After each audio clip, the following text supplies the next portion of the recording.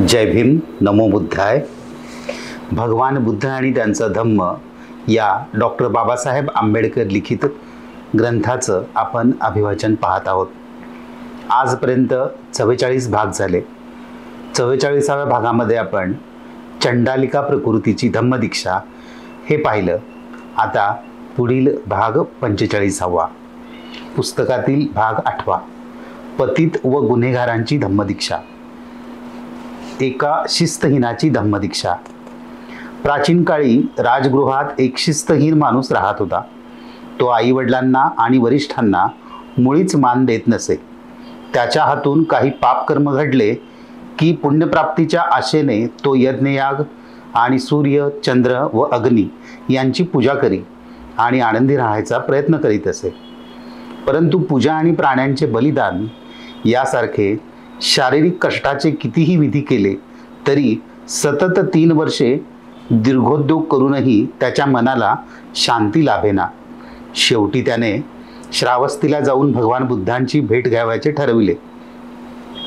तेथे पोचल्यावर बुद्धांचे तेजस्वी व्यक्तिमत्व पाहून त्याने त्यांच्या पायावर लोटांगण घातले आणि त्याला खूप आनंद झाल्याचे त्याने सांगितले.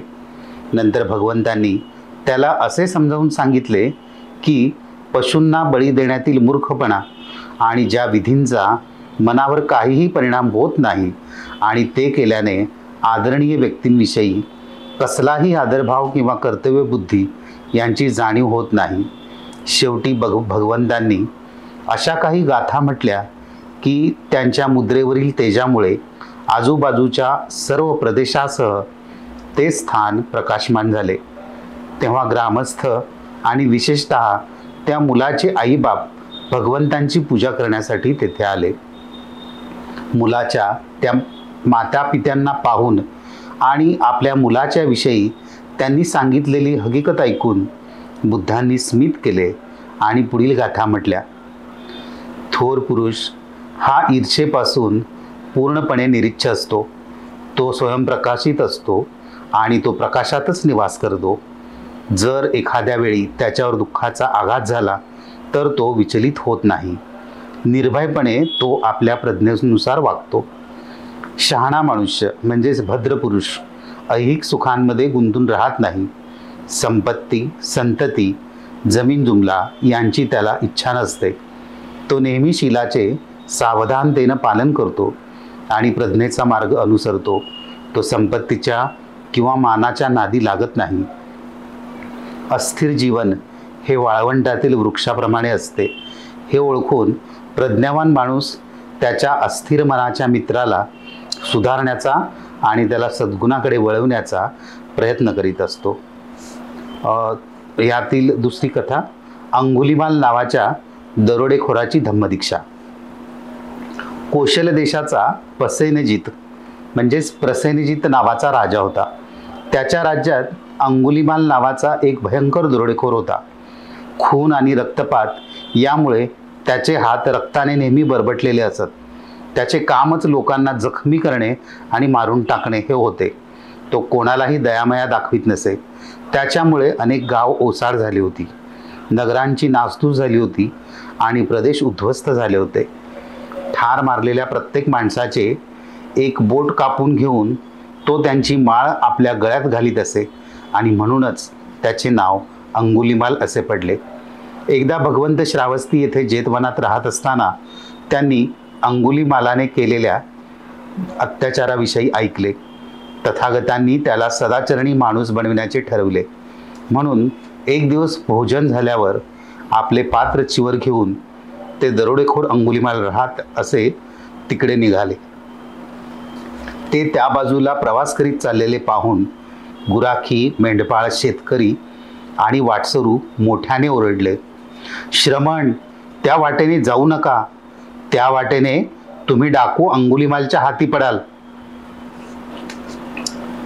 जेव्हा 10, 20, 30 इतकेच नव्हे तर 40 माणसे देखील एकत्र जमून त्या वाटेने गेलीत तरी तो सगळा जथ्था त्या डाकूंच्या हाती सापडतो. परंतु एकही शब्द न बोलता भगवंत आपल्या वाटेने जाऊ लागले. दुसऱ्यांदा आणि पुन्हा तिसऱ्यांदा जवळपास असलेल्या लोकांनी आणि इतरही लोकांनी त्यांना पुन्हा इशारा दिला तरी देखील एकही शब्द न बोलता भगवंत आपल्या वाटेने चालतच राहिले. काही अंतरावरून त्या दरोडेखोराने भगवंतांना येत असताना पाहिले आणि जेथे 40-50 प्रवाशांचा जथ्था देखील त्या वाटेने जाण्यास धजत नसे, तेथे हा तपस्वी त्या वाटेने एकटाच येत असलेला पाहून त्याला फार आश्चर्य वाटले आणि या तपस्वीला ठार मारण्याचा विचार त्याच्या मनात आला. म्हणून ढाल, तलवार आणि धनुष्यबाण घेऊन तो भगवंतांचा पाठलाग करू लागला. भगवंत जरी आपल्या नेहमीच्याच चालीने चालत होते, तरी सर्व प्रयत्न करूनही तो दरोडेखोर त्यांना गाठू शकला नाही. तो विचार करू लागला की ही मोठी आश्चर्याची आणि विचित्र गोष्ट आहे. यापूर्वी हत्ती, घोडा, गाडी किंवा हरिण भर वेगात धावत असताना देखील मी त्यांना पकडू शकत असे, आणि आता हा तपस्वी आपल्या नेहमीच्याच चालीने चालत असताना सर्व प्रयत्न करूनही मी त्याला कसा गाठू शकत नाही. म्हणून तो थांबला आणि मोठ्याने ओरडून त्याने भगवंतांना म्हटले, थांब. दोघांची भेट झाल्यावर भगवंत म्हणाले, अंगुलीमाला, मी तर थांबलो आहे, परंतु तू दुष्कर्म करण्याचे कधी थांबवशील? तुला आपलासा करावे, सदाचरणाच्या मार्गावर तुला आणावे म्हणून मी तुझ्या मागोमाग आलो आहे. तुझ्यातील साधुत्व अजून मेलेले नाही. जर त्याला तू एक संधी देशील तर त्यामुळे तुझा कायापालट होईल. भगवंतांच्या शब्दांनी अंगुलीमाल भारावून गेला आणि तो म्हणाला, अरे रे, शेवटी या साधकाने मला जिंकलेच. त्याने उत्तर दिले, आपल्या दिव्यवाणीने मला माझ्या दुष्कर्माचा त्याग करावयास सांगत आहात, म्हणून मी तसा प्रयत्न करावयास तयार आहे. त्याने आपल्या गळ्यातील बोटांची माळ दूर फेकून दिली आणि भगवंतांचे पाय धरून धम्मदीक्षेची इच्छा व्यक्त केली. देवांचे आणि मानवांचे मार्गदर्शक भगवान बुद्ध म्हणाले, हे भिक्खू, ये, माझ्या मागोमाग ये. आणि अंगुलीमाल त्याच वेळी भिक्खू बनला. भिक्खू अंगुलीमालाला बरोबर घेऊन भगवंत श्रावस्तीला आपल्या निवासाकडे निघाले. त्यावेळी राजा प्रसेनजितच्या प्रासादाच्या अंगणात लोकांचा प्रचंड समुदाय जमला होता आणि मोठमोठ्याने ओरडून, आपण जिंकलेल्या प्रदेशात अंगुलीमाल या नावाचा एक दांडगा डाकू अत्याचार करून निरुपद्रवी लोकांना ठार करतो आहे किंवा जखमी करतो आहे आणि स्वतः मारलेल्या लोकांच्या बोटांची एक माळ आपल्या गळ्यात घालण्यात धन्यता मानतो आहे. महाराज, त्याचा निपात करा, असा तो समुदाय ओरडत होता. प्रसेनजिताने त्याला मारण्याचे आश्वासन दिले होते, पण त्यात त्याला यश आले नव्हते. एके दिवशी सकाळी राजा प्रसेनजित भगवंतांना भेटण्यासाठी जेतवनात गेला. भगवंतांनी विचारले, महाराज, काय झाले? मगधाच्या श्रेणी बिंबिसाराचा, वैशालीच्या लिच्छवीचा किंवा दुसऱ्या एखाद्या शत्रूचा त्रास सुरू झाला आहे काय? नाही भगवंत, तशा प्रकारचा कोणताही त्रास नाही. माझ्या राज्यात अंगुलीमाल नावाचा एक दरोडेखोर आहे. त्याने माझ्या राज्यात धुडगूस घातला असून तो माझ्या प्रजाजनांवर अतिशय अत्याचार करीत असतो. त्याचा मला निपात करावायचा आहे, पण त्यात मी अयशस्वी ठरलो आहे. महाराज, मुंडन केलेला कासाय वस्त्र धारण करून भिक्खूसारखा दिसणारा, जो कोणाला मारित नाही, जो चोरी करीत नाही, जो खोटे बोलत नाही, जो दिवसातून एक वेळच जेवण करतो आणि श्रेष्ठ जीवन जगतो, अशा अंगुलीमालाला तुम्ही पाहिलेत तर तुम्ही काय कराल?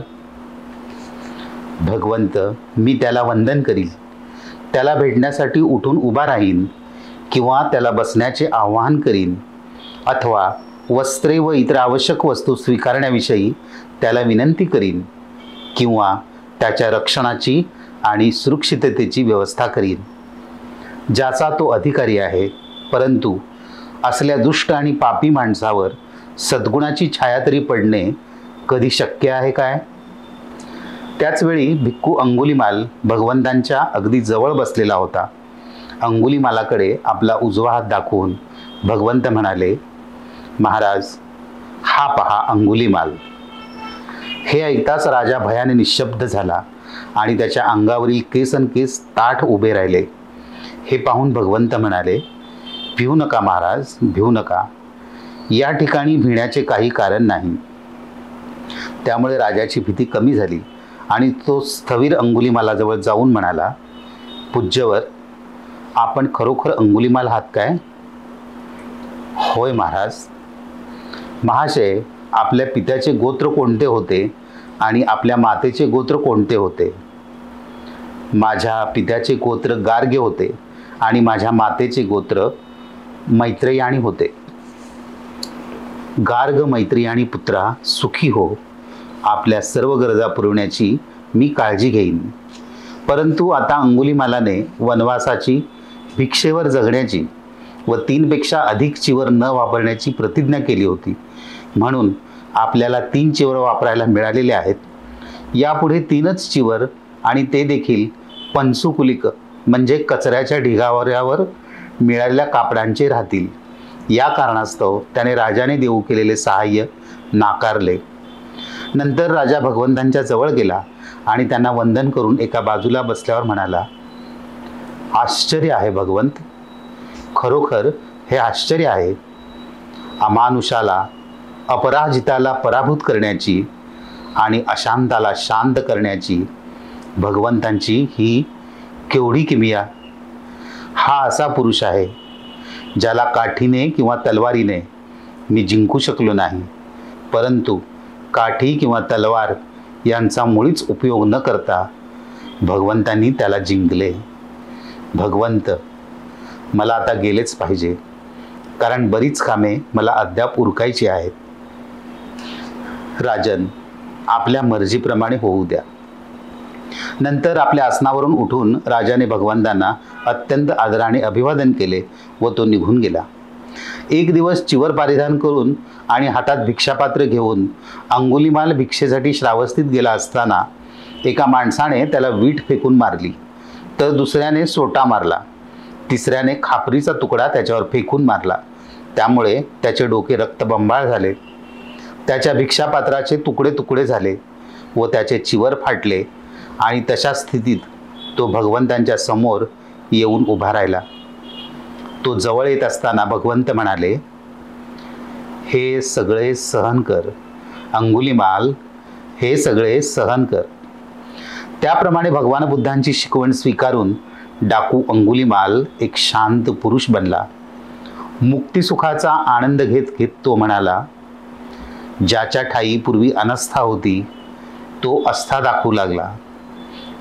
आपले दुर्गुणांनी भरलेले पूर्व जीवन जो आता सद्गुणांनी झाकून टाकतो आणि आपल्या ऐन तारुण्यात जो बुद्धाला शरण जातो, तो ढगातून मुक्त झालेल्या चंद्राप्रमाणे सर्व पृथ्वीला प्रकाशमान करतो. माझ्या शत्रूंनी देखील ही शिकवण समजून घ्यावी व या मार्गाचा अवलंब करावा आणि त्यांनी सतत या मार्गाने जाऊन प्रज्ञेचे अनुसरण करावे. माझ्या शत्रूंनी विनम्रता आणि क्षमाशीलतेचा संदेश वेळीच ऐकावा आणि आपल्या जीवनात तो आचरणात आणावा. स्वतःला अंगुलीमाल म्हणून व प्रवाहपतीत होऊन मी दरोडेखोराचे जीवन जगत होतो, पण भगवंतांनी त्या प्रवाहातून मला किनाऱ्यावर आणले.